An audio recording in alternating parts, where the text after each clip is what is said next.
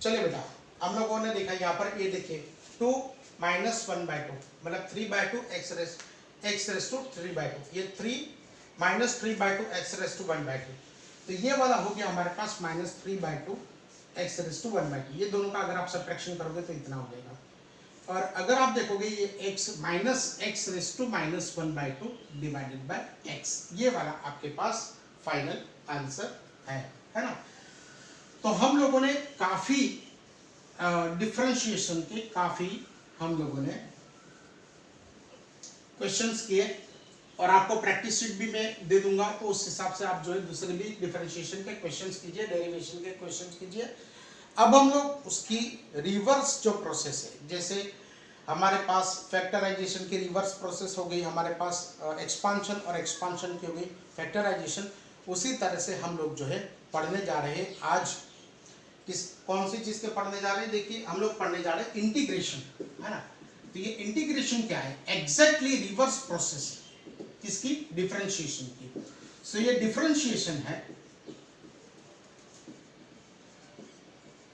इसकी exactly reverse process है integration.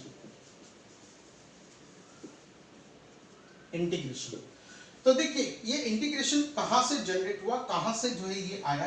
तो सबसे पहले तो ये वाला आया कि अगर हम लोगों ने dy by delta y by delta x ले लिया, और इसको जो है अगर हम लोगों ने बहुत स्मॉल बना दिया, if we make this very very small, so ये वाला क्या हो जाएगा? This will be equal to dy by dx, differentiation हो जाएगा। तो डिफरेंशिएशन क्या है?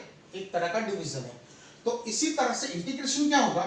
So integration will be nothing but it is one type of multiplication, one type of multiplication, है ना, वन टाइप ऑफ मल्टीप्लिकेशन। अब देखिए, integration is one type of multiplication. अब ये कहां से आया? देखिए, इसके बारे में मैं आपको आगे बता रहा हूं। देखिए, फॉर एग्जांपल कि सपोज आपके पास ये स्क्वायर है ना, अगर इसका हमको एरिया ढूंढना है तो हम लोग ये दोनों का मल्टीप्लिकेशन करेंगे, लेंथ बाय ब्रेथ। तो लेंथ इंटू ब्रेथ करेंगे तो इसका ये एरिया हमको मिल जाएगा, है ना। लेकिन अगर हमारे पास फॉर एग्जांपल इस तरह का कोई शेप है जो रेगुलर नहीं है, तो इसका एरिया ढूंढने के लिए हमको क्या करना पड़ेगा? ऐसा कोई फॉर्मूला हमारे पास इरेगुलर शेप के लिए नहीं है। फॉर एग्जांपल ऐसा शेप नहीं है, लेकिन फॉर एग्जांपल ये ऐसा कोई शेप है ना, ये वाला शेप है, इसका जो है हमको क्या करना पड़ेगा? इसका जो है अगर हमको एरिया ढूंढना है तो इसको हमको इंटीग्रेशन के सहारे से ढूंढना पड़ेगा। हमको क्या करना पड़ेगा कि ये वाला जो ग्राफ है, मतलब ये ग्राफ जो दिख रहा है, इसका कोई मैथमेटिकल इक्वेशन ढूंढना पड़ेगा। जैसे मैथमेटिकल इक्वेशन कुछ भी आ सकता है। फॉर एग्जांपल देखिए, मैं एग्जांपल दे रहा हूँ, ये करेक्ट नहीं है, लेकिन फॉर सपोज ये एग्जांपल है x रेज़ टू 3/2, है ना। तो अगर x raise to 3/2 plus 7x minus 5 ऐसा कुछ भी अगर आप देखोगे, तो ये वाला इक्वेशन का ग्राफ अगर ऐसे आ गया, है ना, तो ये ग्राफ, और इसको अगर हम लोग dx से मल्टीप्लाई कर देंगे, मतलब dx मतलब क्या? देखिए, आप एक्चुअली क्या कीजिए, ये वाला जो है पूरे ग्राफ को बहुत छोटे स्क्वायर्स में डिवाइड कीजिए, बहुत छोटे स्क्वायर्स में डिवाइड कीजिए। इस वाले ग्राफ को बहुत छोटे स्क्वायर्स में डिवाइड कीजिए, और ये बहुत छोटे स्क्वायर्स में अगर आपने डिवाइड कर लिया, तो फिर ये सभी स्क्वायर्स को आप काउंट कर लीजिए, जैसे 1 2 3 4 5 6, ये पूरे के पूरे जो है, इसको अगर आप काउंट कर लोगे तो ये आपको पूरा एरिया दे देगा। लेकिन ये काउंट करना भी बहुत बहुत डिफिकल्ट है, जैसे नेक्स्ट टू इम्पॉसिबल है कि इतना कौन जो है काउंट करे। तो इसके लिए हमारे पास क्या है, न्यूटन ने हमको बताया था कि इसके लिए आपको फिक्र करने की जरूरत नहीं है। सबसे पहले आप इसका इक्वेशन ढूंढ निकालो, और इक्वेशन को आप जो है क्या कर दो, dx से मल्टीप्लाई।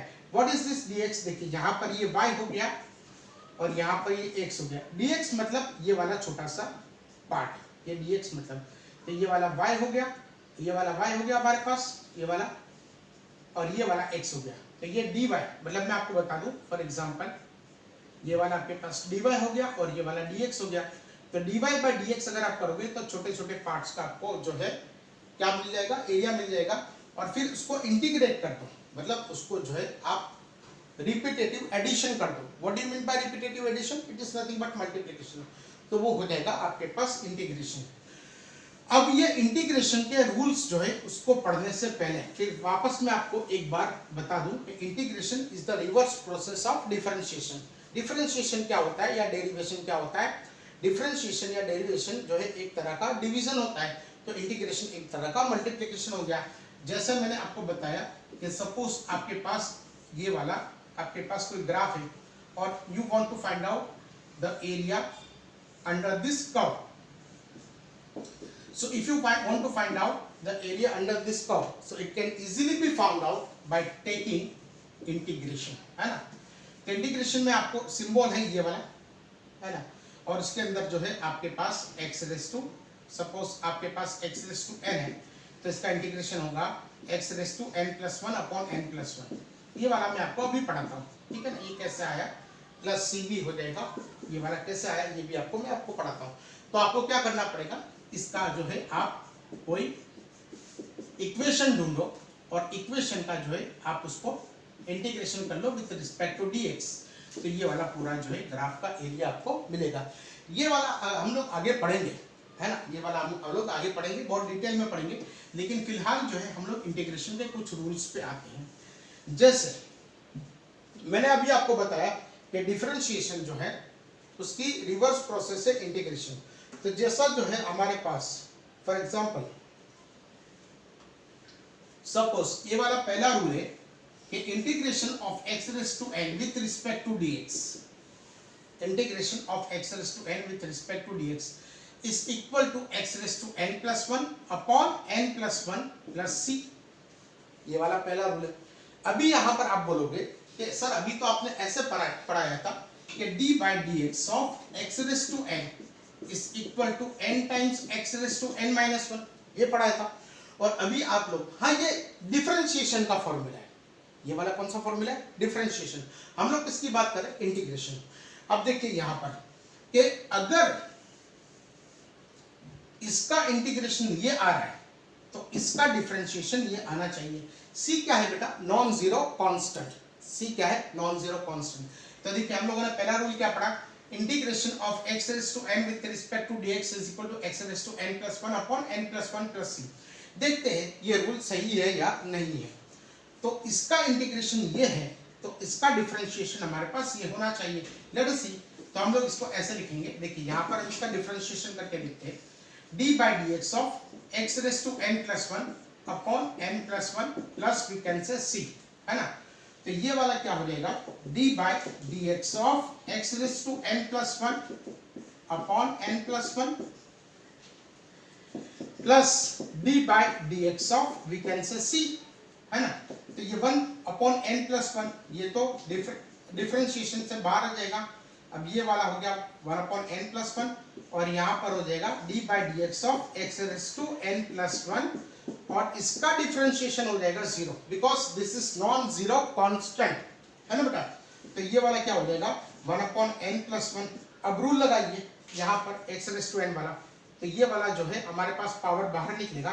तो ये वाला हो गया n plus 1 into x raise to n plus 1 minus 1 है। देखिए ये जो पावर है इसको बाहर निकालना है और पावर में से 1 को सब्ट्रैक्ट करना है। तो ये दोनों तो हमारे पास कैंसिल हो गया, तो ये वाला रहा हमारे पास 1 और 1 भी कैंसिल हो गया, तो x रेज़ टू n। तो इसका डिफरेंशिएशन क्या आ गया बेटा? x रेज़ टू n, है ना? तो ये वाला भी आप पोज करके इसको आंसर इसको लिख लीजिए। अब देखिए सेकंड रूल है integration of 1 with respect to dx is equal to x plus c, है ना? 1 का integration with respect to dx होगा x प्लस c। ये नॉन जीरो कांस्टेंट है, ये जीरो जनरली होता है, कुछ भी हो सकता है ना? नॉन जीरो कांस्टेंट या सॉरी नॉन जीरो कांस्टेंट नहीं, लेकिन सिर्फ कांस्टेंट, ये जीरो भी हो सकता है। ये जो है हमारे पास कांस्टेंट है, c कांस्टेंट है। अब देखिए अगर ये सही है, इसका इंटीग्रेशन ये आ रहा है तो इसका डिफरेंशिएशन ये आना चाहिए। अगेन 1 का integration with respect to dx अगर x आ रहा है प्लस c कांस्टेंट है, ये जीरो भी हो सकता है, नॉन जीरो भी हो सकता है। अब यहां पर ये दोनों का अगर हम लोग डिफरेंशिएशन लेंगे तो ये आना चाहिए 1, देखते हैं हम लोग d by D x of x plus सी, है ना। तो ये वाला क्या हो गया हमारे पास, d by D x of x plus d by D x of सी।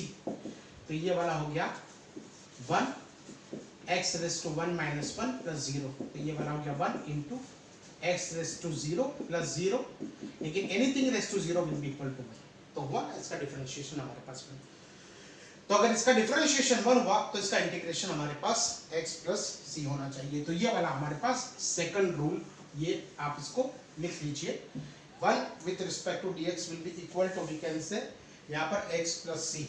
फिर उसके बाद जो है third one, integration of 1 upon x with respect to dx। बोले क्या होगा, log x प्लस सी। ये नेचुरल लॉगरिथम है हो बेटा, वो 10 के बेस वाला नहीं है, ये नेचुरल लॉगरिथम। क्योंकि इसका डिफरेंशिएशन 1 अपॉन x होता था, एग्जैक्टली उसकी ऑपोजिट है। देखिए यहाँ पर इसका डिफरेंशिएशन log ऑफ x, हम लोगों ने पढ़ा था ना कि d by D x of log of x is equal to 1 upon x। तो 1 अपॉन x का डिफरेंशिएशन क्या हो जाएगा, 1 अपॉन x का, सॉरी, log x का डिफरेंशिएशन 1 अपॉन x, तो 1 अपॉन x का इंटीग्रेशन क्या हो जाएगा, log x, है ना। तो ये वाला हमारे पास थर्ड रूल है। फोर्थ जो है वो है हमारे पास ऐसे कि integration of for example sin x with respect to dx is equal to क्या हो जाएगा हमारे पास, माइनस cos x प्लस सी, है ना। क्योंकि cos का माइनस साइन होता तो साइन का माइनस cos होगा। और fifth one, integration of cos x with respect to dx is equal to sin x plus we can say c, है ना। और फिर उसके बाद देखिए हमारे पास 6 नंबर, ये वाला हो जाएगा इंटीग्रेशन ऑफ, ये वाला हमारे पास हो जाएगा integration of sec square x with respect to dx is equal to tan x plus c। Note बनाइए, पॉज करके नोट बनाइए। अब देखिए हमारे पास नेक्स्ट रूल है integration of cosec square x with respect to dx is equal to, अगर आप देखोगे यहाँ पर तो ये वाला हो जाएगा minus cot x plus x, है ना। ये वाला हमारे पास हो जाएगा। फिर यहाँ पर दूसरा हमारे पास एक रूल है कि integration of sec x into tan x with respect to dx will be equal to, we can say, integration of sec x plus c। फिर उसके बाद अगर आप देखोगे यहाँ पर तो integration of cosec x with respect to dx, cosec x into cot x, sorry, with respect to dx is equal to, we can say, minus cosec x plus c, है ना। फिर उसके बाद देखेंगे यहाँ पर हमारे पास एक और रूल है, लेकिन पहले इसको पोज करके आप इसका, अब देखिए बेटा, integration of ax plus b whole is to n will be equal to, we can say, ax plus b raise to n plus 1 upon, we can say, a times n plus 1 plus, we can say, c, है ना। तो integration of ax plus b raise to n is equal to ax plus b raise to n plus 1 upon a times n plus 1 plus, we can say, c।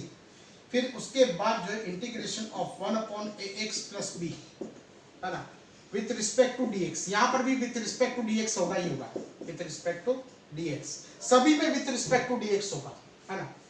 तो ये वाला हो जाएगा हमारे पास, ये वाला हो गया 1 upon a into log of ax plus b plus c, ये कांस्टेंट है, c कांस्टेंट है ना। फिर integration of e raise to x with respect to dx is equal to e raise to x plus c। आपने देखा होगा e raise to x का differentiation भी e रेज टू x और इसका इंटीग्रेशन भी e रेज टू x ही होता है ना बेटा। अब यहाँ पर हमारे पास हो जाएगा a raise to x with respect to dx, तो ये वाला हो गया a raise to x upon log of a plus, we can say, c, and the last one ये वाला हो जाएगा u plus v plus suppose w with respect to dx is equal to integration of u with respect to dx plus integration of v with respect to dx plus integration of w with respect to dx। और अगर यहाँ पर minus हो, for example इसको आप note बना लीजिए, ठीक है, पॉज करके नोट बना लीजिए। चलिए अगर ऐसा हो integration of u minus v minus w with respect to dx, तो अगर ऐसा हो तो u with respect to dx minus v with respect to dx and minus w with respect to dx, है ना। तो ये वाले हमारे पास इंटीग्रेशन के रूल है। आप इसको अच्छी तरीके से प्रिपेयर कीजिए बेटा, और नेक्स्ट लेक्चर में हम लोग इसको आगे इसके ऊपर क्वेश्चंस देखेंगे।